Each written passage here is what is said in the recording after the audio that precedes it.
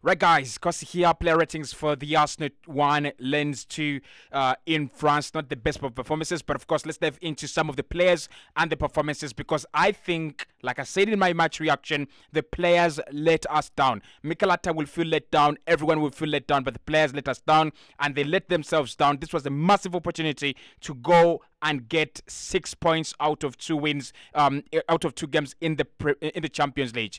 Important, hugely important. We've blown away the chance, and now we are in the mix with the likes of, PSV, Sevilla, and even Lens themselves. We are second in the group. I can't believe it. And Lens are number 1, guys. It's unbelievable. But let's get into the player ratings and some of the performances from these guys. Let's start off with David Raya. Now, in this game, Raya, I'm gonna be honest. I'll give him a 5, right? I'm not going to overdo it. I'm not going to be harsh. I'm not going to be this guy that's just reactionary, shouting around. I'm going to give him a 5 because I still think he's done well up until this point. He's done well up until the point where he plays in the Champions League for Arsenal. He's impressed me, and I think he's not yet tested as well.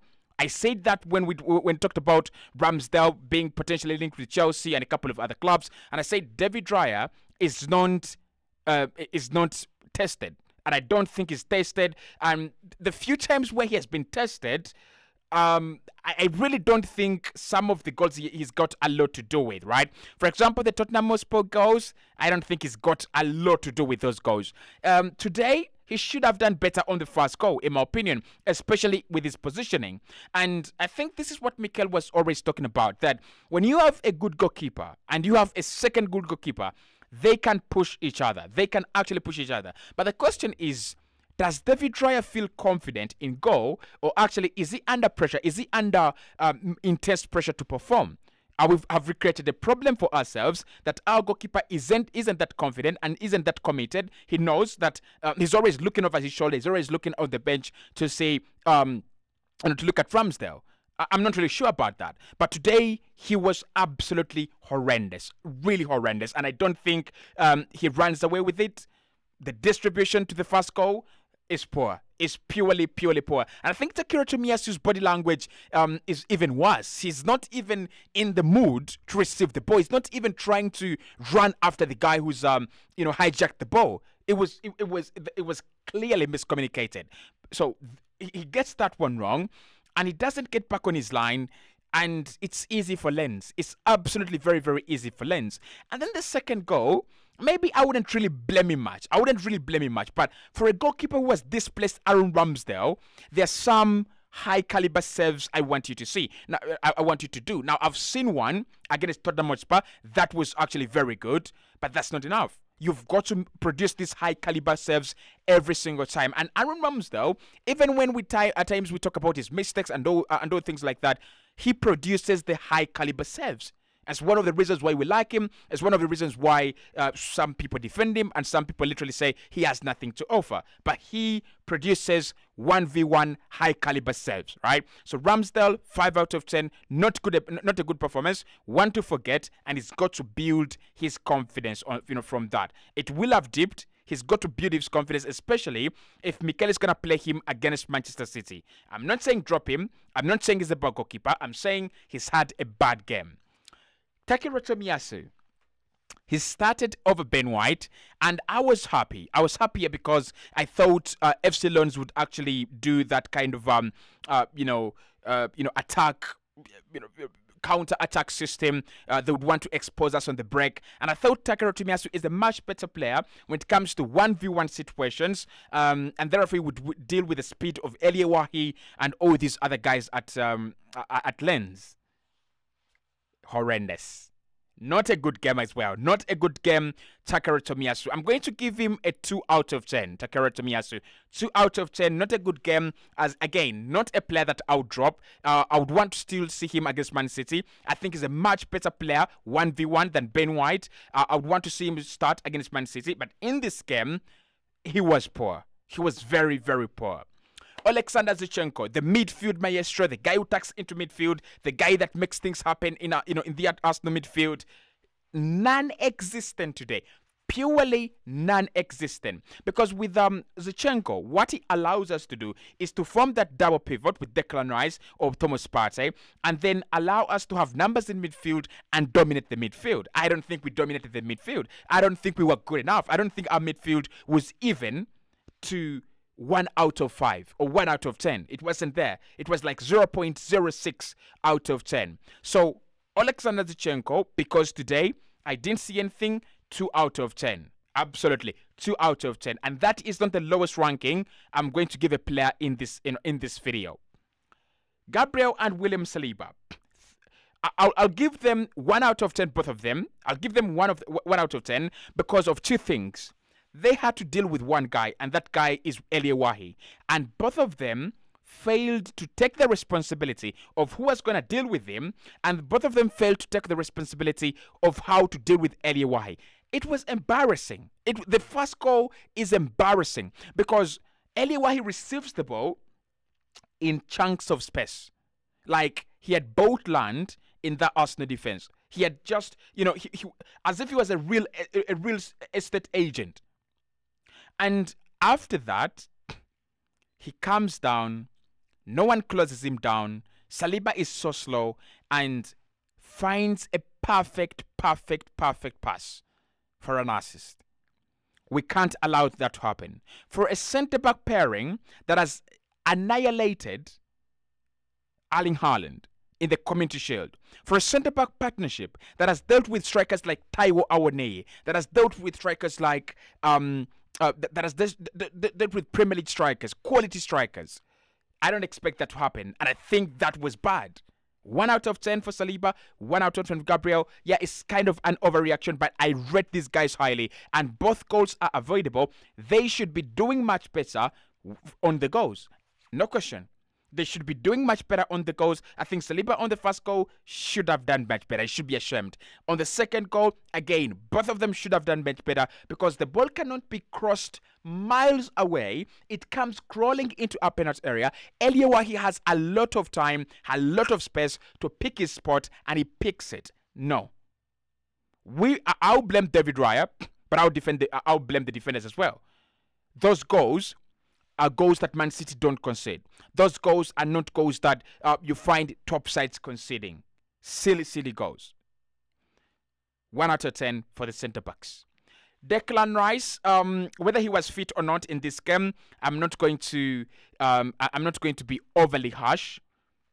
Second appearance in the Champions League, probably still getting used to the environment. And just like all the other players as well. So I'm going to give him a 2 out of 10 Declan Rice because the midfield, non-existent. He wasn't the ball winner we know, and he wasn't the game manager we know that he can actually be. I think his distribution was poor, his concentration on the ball was poor, and his speed was absolutely very slow. So 2 out of 10, it's not in bad faith. I don't think he really had the worst game in the world. I just don't think by the standards of Arsenal. Look, if it is West Ham, you can have that game. And I said it with Declan Rice.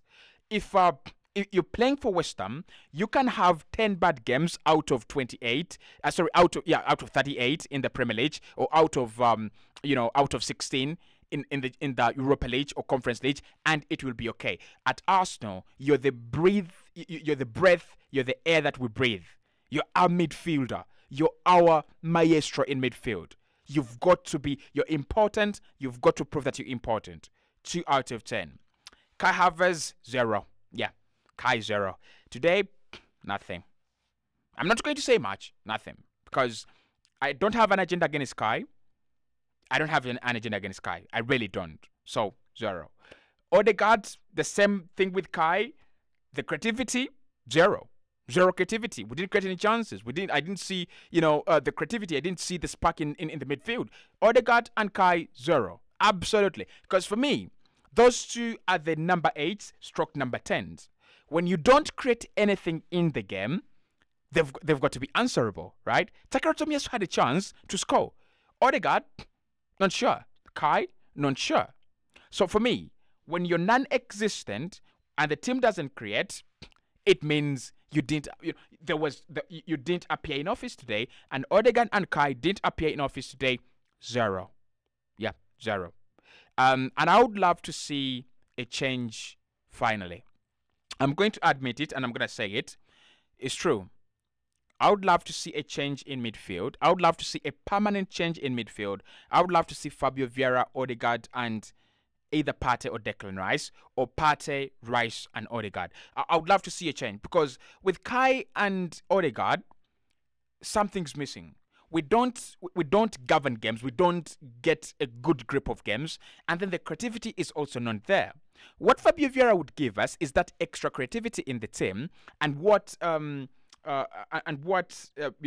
Rice would give us plus Thomas Partey is that extra grip. So you either you choose one. You choose to have Partey and Rice and govern games better, but you're not creating a lot of chances, or you choose Rice, Odegaard, and Vieira, and you increase your creativity. I think in that space, Mikel is lying. There's so many players that can give us a lot more quality, a lot of quality. So I would love to see a change. I really, really do. The season is 10 games in. There's a lot of football to be played, but we've got to find a rhythm, and we've got to find a way of winning games comfortably and convincingly. We've got to. 0 out of 10 for the two midfielders. I'm sorry. Bukayo Saka started on the right-hand side. I don't think we ask anything of Bukayo Saka, do we? I don't think we ask anything of him because he goes off after making an assist, and he's really well positioned to pick up the ball, releases Jesus at a very, very good time, and Jesus buries it. So with Saka, let's give him a 7. Best player on the pitch for a very short period of time. And until Saka goes off, till Saka goes off, we have some life. When Saka goes off, the life is dead. No aggressiveness, no willingness, no nothing. So Saka 7. Fabio Vieira 0. Honestly. If I'm giving Kai 0 for 0 creativity, Vieira 0. 0. Nothing. Absolutely nothing. I'm not listening to anything like, well, he doesn't play on the right wing. Yes, he was given a chance. And if you're given a chance and a chance arises in such a competitive team like Arsenal, you've got to take your chance. You've got to show what you've got to provide the team with. And I don't think he did that. And I don't think Arsenal and Mikel Arteta benefited from him coming onto the pitch. So Fabio Vieira, 0 in this game. Absolutely 0. Gabriel Jesus, I'll give him a 6. Look, he ran the channels. He scored the goal. The life is there. You could see it, right? But I think the team let him down. I really think he's one of the players that had some life injected in this team. He had some life he was injecting into the side, but the team absolutely let him down. And with Gabriel Jesus, he continues to show why he's such an important player. He continues to show why he's very, very crucial. Let's just give him an average 5 or 6, right? 5 or 6, I would take any. I'll take any from you in the comment box below. Jesus, do we give him a 5? Do we give him a 6? The goal was good. The way he takes it, 2 goals now in the Champions League. And I thought he was running. He was, turning around. But in the end, a loss at Lens, it hurts. Leandro Trossard, 3. He's coming back from an injury. I think he had some moments. I think he nearly scored. He was unlucky that the ball doesn't bounce off, the Lens defender. So, yeah, Leandro Trossard, he did try, but he didn't try enough. And I thought the fullback that, closed down Trossard and Reece Nelson was man of the match. I'm not even sure who that guy is. I'm not even sure what the name of that guy is, but he is man of the match. What a performance! You've got to like the guy. You've got to give him, you've got to give him his credit. You've got to give him his flowers. He was absolutely amazing. Purely amazing. Purely amazing stuff. So Leandro Trossard 3 out of 10. Emile Smith-Rowe, when he came on, did he do anything really? Was the game faster when he came on? No. Had a shot. That's what I like about him. I'll give him a 3. Reece Nelson, 0. Yeah, that went 0. Because Reece Nelson, most of you in the comment box below were telling me that Nelson should start this game. And I actually thought Nelson maybe deserved a chance. But Mikel was absolutely right not to play him in this game. 0. Yeah, 0. Eddie Nketiah, 0. Yeah, 0. With Eddie, I feel for him because it comes onto a game that has run stale, and it comes onto a game that has no service and has no creativity, and yeah. But this performance has exposed a couple of our players. I mean, I'm not going to rate Mikel Arteta because I don't think Mikel is to blame here. I don't think Mikel has anything to answer. When you put your best 11 outside there and they're $1 billion worth and they're playing a team that is not worth 100 million even, and they cannot even put together a decent performance, the manager has exonerated himself. If he had maybe tampered with the starting lineup, probably. But apart from that, for me, Mikel, he's alright. But this has exposed Kai. This has exposed Raya. And this has exposed a couple of players in the team. That can you be consistent and can you step up when you are needed to step up? We have not seen that today. We've not seen that. But we'll talk tomorrow in the Arsenal morning drive at exactly 11. I'll be uploading my 5 things we learned. I'll be talking about the Saka injury and a couple of other things as well. So make sure you're tuned in for that. I'll speak to you right in the next one.